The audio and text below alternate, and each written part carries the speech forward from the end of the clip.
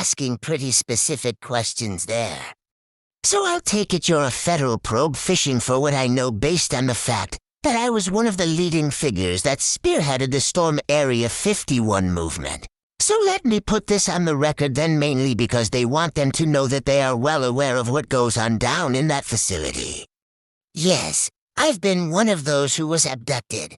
5 years of my life are a haze and blur of memories, and I cannot recount what happened. Only that I have survived injuries I should not have survived, and my knowledge on subjects at times are more extensive than your common citizen. Not to mention I remember precisely what they look like, and I have been in coordinated contact with many of the recent sightings, going back further than even the Storm Area 51 event, where they had took advantage of the distraction and taken back some equipment, but they had scavenged during that event but further north of the facility.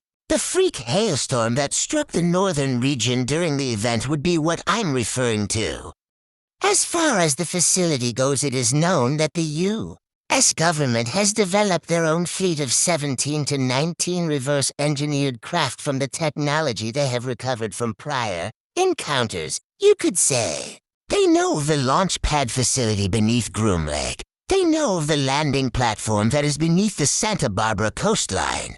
They know of the facility carved into the mountainside 50 miles from the base that is totally autonomous and houses the Western Seaboard's early missile warning detection system codenamed Echelon 12 and the entrance to that facility. Nestled along the mountain's base along the service access road to the northwest of the facility. They also know of the underground aqueduct access tunnels that extend to the surface from the old Nellis AFB facility that runs along the edges of the new facility that could access the new base if they blew past the security iron gate and sensors down there, and the sensors that are lined along the entire perimeter surrounding the base that is hidden beneath the sands. They know all of this and have for years.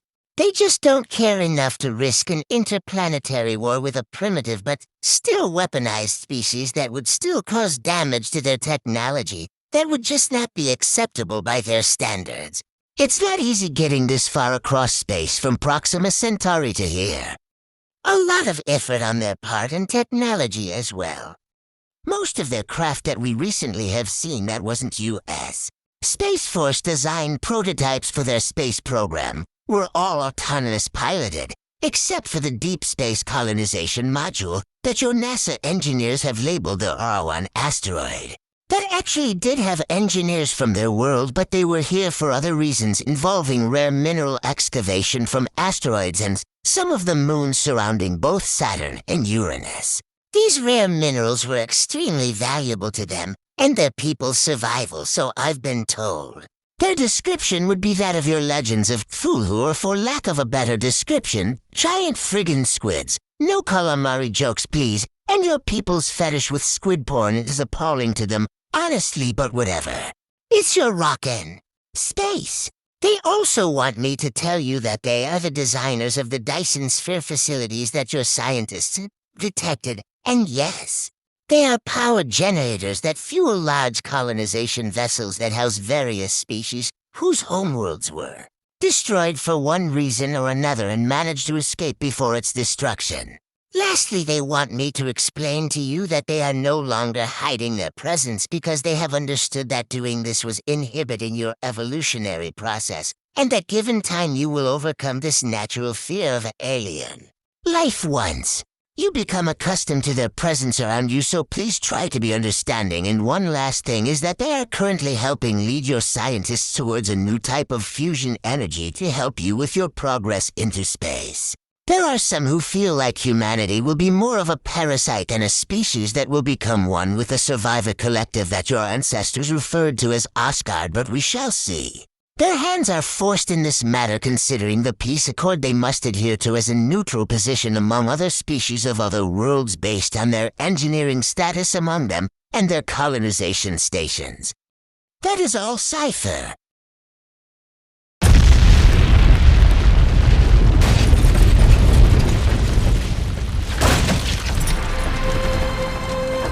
And so it began, this tragedy of two worlds. This epic fall and rise of men and monsters. This story of power, revenge, and unnatural love.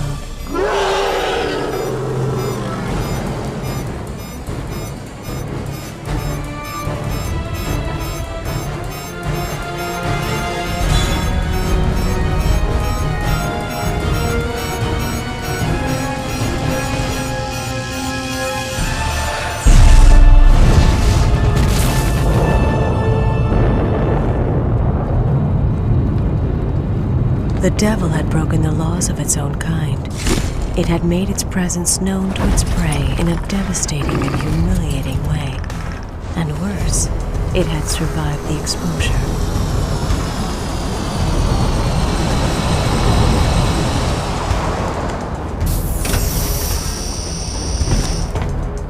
We now know that these creatures are nomadic, bound by strict clan loyalties, unbreakable taboos. Disgrace and exile were all this one could expect.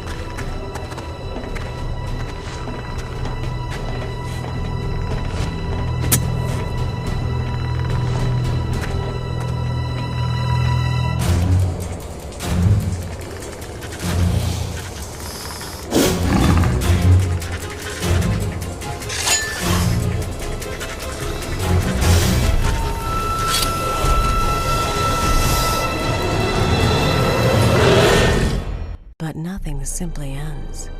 The events of that sweltering night in June sent ripples through time.